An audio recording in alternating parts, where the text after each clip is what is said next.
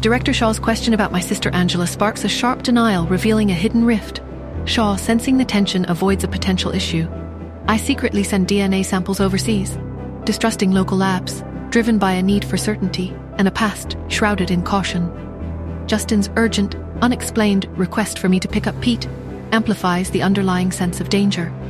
Meanwhile, Angela and Lisa await their interview schedule, their contrasting personalities hinting at a competitive dynamic. Will Angela's manipulation secure her place? Will Lisa's efforts be rewarded? And will Nora ever reconcile with her past and forgive Angela and her father?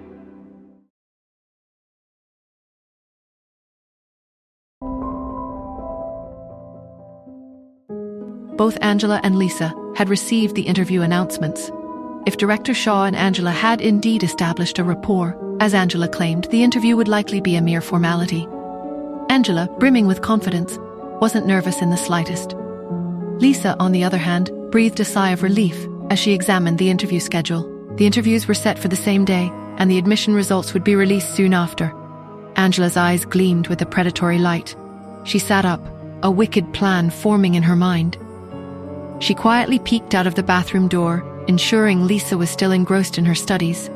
With stealthy movements, Angela slipped off the bed and crept over to Lisa's school bag. She rummaged through its contents, her heart pounding with a mixture of excitement and guilt. She found Lisa's ID card and admission ticket, carefully wrapped them in a tissue, and secreted them away in her own bag. Lisa, unaware of Angela's treachery, made diligent preparations for her interview the following day. The hotel was conveniently located near the university, so the walk to the interview venue took only 10 minutes. Upon entering the university building, they navigated the crowded hallways and finally arrived at the designated interview room. Angela, her confidence radiating, took out her admission ticket and ID card and waited to be called. The interview, she knew, would consist of a brief self-introduction and a self-evaluation, both of which she had practiced extensively. Lisa, her face pale with nervousness, suddenly stood up, her eyes wide with alarm. "Where's my ID card? My admission ticket? Have you seen them, Angela?" Angela pursed her lips, feigning ignorance. "Why are you asking me about your ID card? It's not like I stole it." "That's not what I meant," Lisa stammered, her voice trembling. Panic tightened its grip on her chest, her voice barely a whisper. She said, "Give me the hotel key, Angela. I need to go back and look for them." Angela, her eyes gleaming with a strange satisfaction, raised an eyebrow in mock concern. "Of course, Lisa.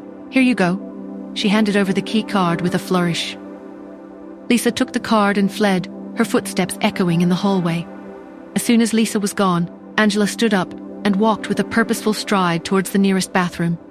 She retrieved Lisa's admission ticket and ID card from her bag and unceremoniously tossed them into the trash can. Her task completed, she left the bathroom, her steps light and her demeanor refreshed and invigorated. Soon her name was called, and it was her turn for the interview. After some time, when Angela emerged from the interview room, a triumphant smirk plastered on her face, she happened to see an out-of-breath Lisa running back from the hotel.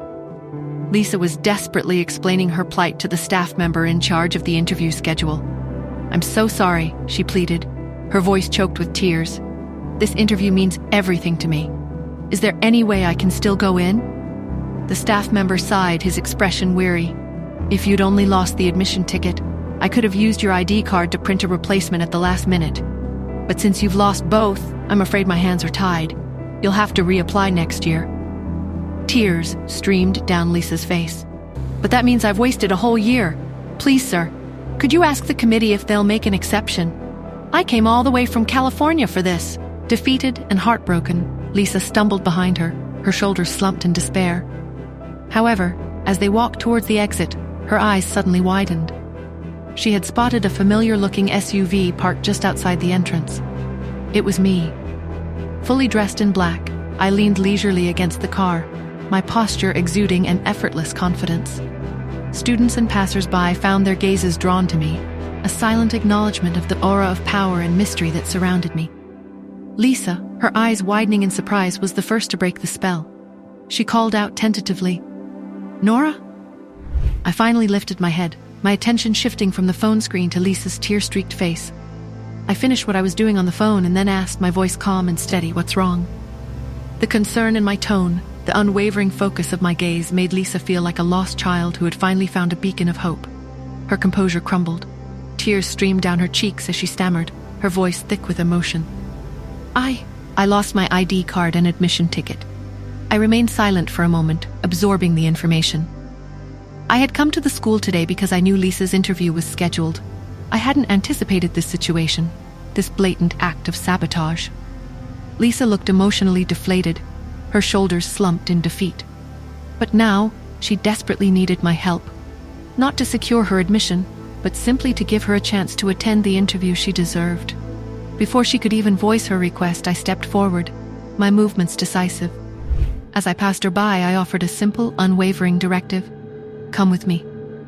Angela, however, stood her ground, her face a mask of suspicion and defiance. What are you doing, Nora? The staff member already said he wouldn't let her in. Don't tell me you're going to use your connections. It won't work. I turned to her, my expression impatient, my voice laced with a warning edge. You're being so loud, Angela. I'm starting to get a headache. Angela's face flushed with anger. But I cut her off, my gaze hardening, my voice a chilling promise. If you don't shut up, I'll make sure you can't say another word.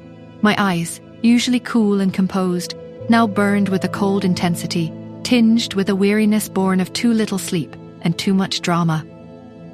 Angela, sensing the threat, wisely remained silent.